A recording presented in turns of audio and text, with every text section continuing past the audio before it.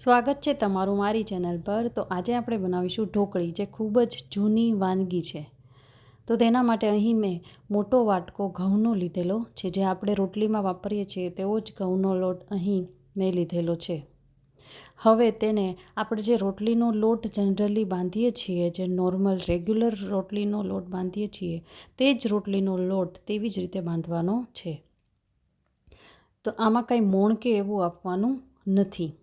તો આવી રીતે રોટલીનો લોટ બાંધવાનો છે અને એક મોટી વાટકી જેટલો ઘઉંનો લોટ લીધેલો છે, તો તેમાંથી 10થી 12 જેટલી ઢોકળી બનીને તૈયાર થઈ જાય છે।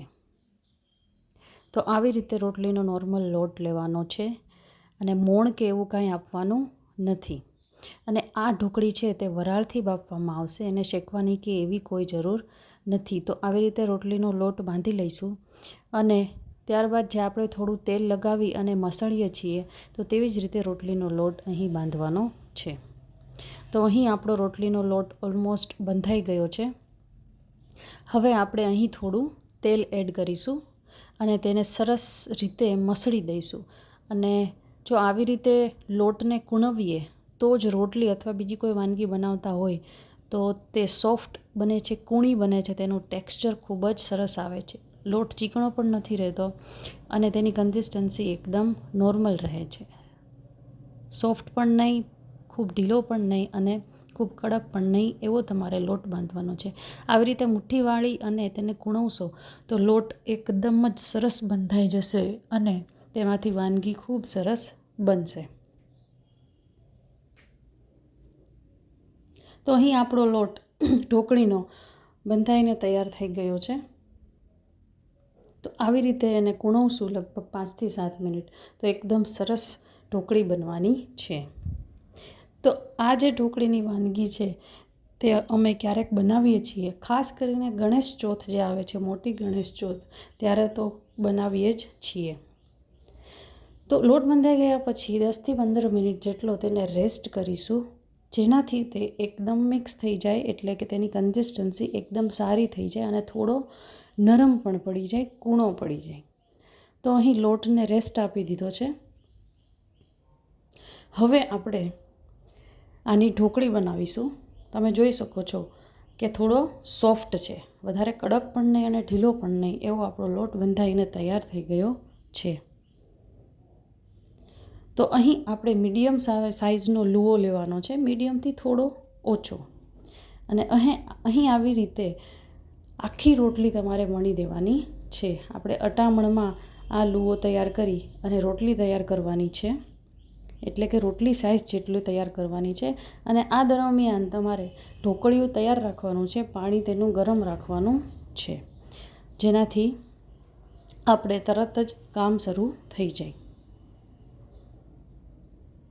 તો આવી રીતે આખી મોટી રોટલી વણી લેવાની છે। આટલા લોટમાંથી લગભગ 10થી 12 જેટલા તો ઢોકળી તૈયાર થઈને બની રહેશે। 3થી 4 જણાને આસાનીથી થઈ જાય। અને આ જે ઢોકળી બનીને તૈયાર રહેશે તે તમે ગમે તે શાક સાથે ખાઈ શકો છો, અથવા તેને ચોળીને ગોળ અને ઘીનું ચૂરમું બનાવીને ખાઈ શકો છો। તે તો એકદમ સ્વાદિષ્ટ લાગે છે। હવે આખી રોટલી વણાઈ ગઈ છે, તો તેમાં સરસ રીતે વધુ એવું તેલ લગાવવાનું છે। તેલ અહીંયા ઓછું ન લગાવવું જોઈએ, કેમ કે તેના પડ પછી ઉખડશે નહીં। તો તેના પડ ઉખેડવા માટે અને તે સરસ મજાનું ચડી જાય તેવી રીતે આપણે અહીં તેલ લગાવવાનું છે। તો આવી રીતે વાળી લેવાનું છે। પહેલાં અડધું વાળવાનું છે, પછી આવી રીતે બીજી વાર વાળવાનું છે। તો આવો ત્રિકોણ જેવો શેપ તેનો થવો જોઈએ, આવો આકાર તેનો થવો જોઈએ। અને તેની જાડાઈ મીડિયમ રાખવાની છે, બહુ પતલી પણ નહીં અને બહુ જાડી પણ નહીં।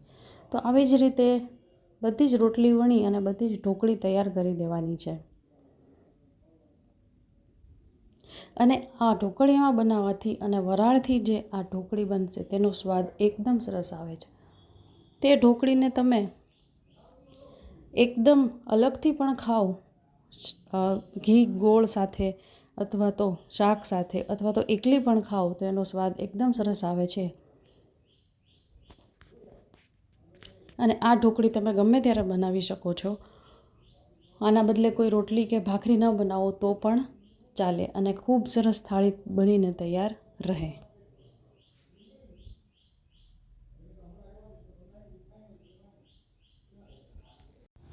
આ વાનગી એકદમ જૂની અને પ્રાચીન છે. હવે તો આ વાનગી લોકો ભૂલી ગયા છે, પણ અમે ગણેશ ચતુર્થીમાં ખાસ કરીને બનાવીએ છીએ. અને અમારા દાદી ને પરદાદી વખતથી આ વાનગી બનતી આવે છે. તો જ્યારે જ્યારે ગણેશ ચોથ હોય ત્યારે દાદી કહે કે ઢોકળી મૂકો. તો આ વાનગી અમને નાનપણથી ખૂબ જ ભાવતી. તમે પણ એકવાર ટ્રાય કરજો. તો આવી રીતે ઢોકળિયામાં 2-3 ઢોકળી વણાઈ જાય પછી તેને એક પછી એક મૂકી દેવાનું છે અને સાથોસાથ ઢાંકણું પણ બંધ કરતું જવાનું છે અને ગેસની ફ્લેમ મીડિયમ રાખવાની છે. તો આવી જ રીતે બધી જ ઢોકળી સરસ રીતે વણી લેવાની છે અને વરાળમાં બાફતા એને લગભગ 15થી 20 મિનિટ જેટલું તો રાખવું જ પડે છે. તો આવી રીતે સરસ રીતે બધી ઢોકળી વણી અને વરાળિયામાં બાફી લેવાની છે. અને આમાં તમે ગોળ અને ઘી નાખીને ખાઓ તો એકદમ સરસ, બધી મીઠાઈ ભૂલી જાઓ એવું મસ્ત ચૂરમું બને છે અને એકદમ સરસ સ્વાદ આવે છે. તો ક્યારેક મહેમાન આવે તો અમે આવી રીતે કાઠિયાવાડી થાળીમાં આ વાનગી બનાવીએ છીએ અને તમે પણ મહેમાનને ખવડાવશો તો તે પણ ભૂલશે નહીં અને આંગળા ચાટતા રહી જશે અને વખાણ કરશે. તો આવી રીતે બધી જ ઢોકળી, અહીં 10થી 15 જેટલી ઢોકળી બનીને તૈયાર થઈ હતી અમારે ત્યાં. તો આવી જ રીતે બધી રોટલી વણી લેવાની છે અને તેલ સરસ રીતે એકદમ વધુ લગાડીને બનાવવાની છે, એ વાત ભૂલવાની નથી. અને આને વાળ્યા પછી દબાવવાની નથી, ખાલી એનું પડ વાળી અને મૂકી દેવાનું છે. જો એને દબાવશો તો તેના પડ ચોંટી જશે અને તેમાં મજા નહીં આવે. તો તેના પડ ઉખડે તે ખૂબ જ જરૂરી છે. તો આવી રીતે બધી જ ઢોકળી વણી લેવાની છે.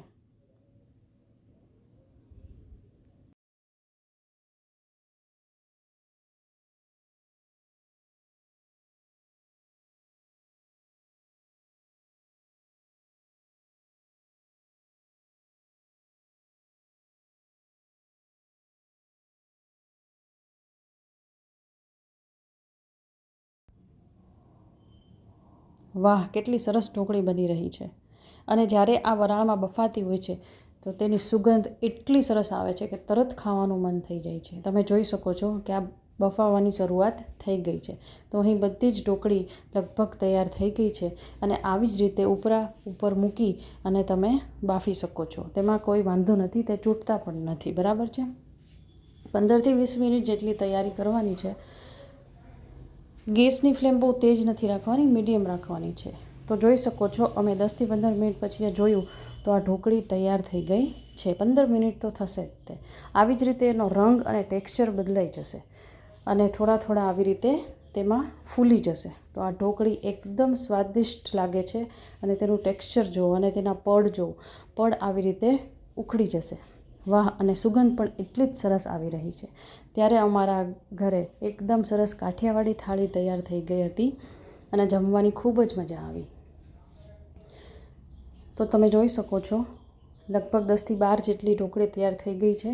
મોટા વાટકામાં જેટલો આપણે લોટ લીધેલો હતો તેટલો તમે તમારી રીતે માપ લઈ શકો છો. તો આવી જ રીતે ઢોકળી કાઢ્યા પછી એને છૂટી કરવી જરૂરી છે, જેથી કરી અને તેમાં પાણી, વરાળ બાજી ન જાય. બરાબર છે. તો જોઈ શકો છો એક પછી એક પડ ઉખડે છે અને આ એકદમ સરસ બફાઈ ગઈ છે, કાચી નથી લાગતી. અને આવી જ રીતે જે બધી ઢોકળી છે તો એવી રીતે એને ચોળી અને તેનું ચૂરમું બનાવી લેવાનું છે. અને અહીં અમે દેશી ઘી અને ગોળ લીધેલો છે. અહીં ગોળ છે એનો કલર લાલ હોવો જોઈએ, તો એનો સ્વાદ એકદમ સરસ આવે અને તે કેમિકલ વગરનો ગોળ હોય છે. તો આવી રીતે ફક્ત તમે ચૂરમું પણ ખાઈ લેશો તો તમને શાક રોટલી કે એવું કંઈ ખાવાની પણ ઈચ્છા નહીં થાય, તમે ધરાઈ જશો એકદમ.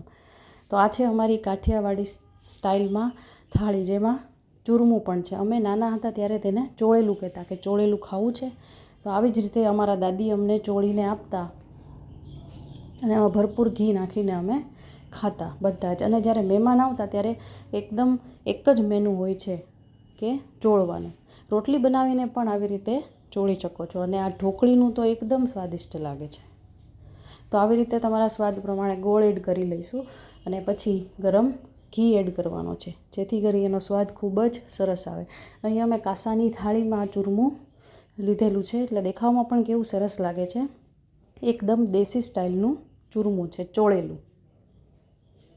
તો આ છે અમારી કાઠિયાવાડી થાળી. અને અહીં અમે તે દિવસે સાથે અડદની દાળ બનાવી હતી. તો એકદમ પ્યોર કાઠિયાવાડી મેનુ હતું. તો ખાવાની એકદમ મજા આવી ગઈ ઘરે. તો તમે પણ આ વાનગી ટ્રાય કરજો, જે જૂની વિસરાતી જતી પ્રાચીન છે. અને ગણેશ ચતુર્થીમાં ખાસ કરીને આ વાનગી બનાવજો જો તમે ના બનાવતા હોય તો.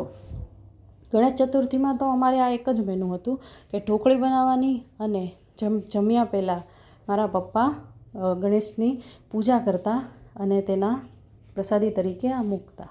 તો ચાલો જમવા આજે કાઠિયાવાડી થાળી. તો આવજો.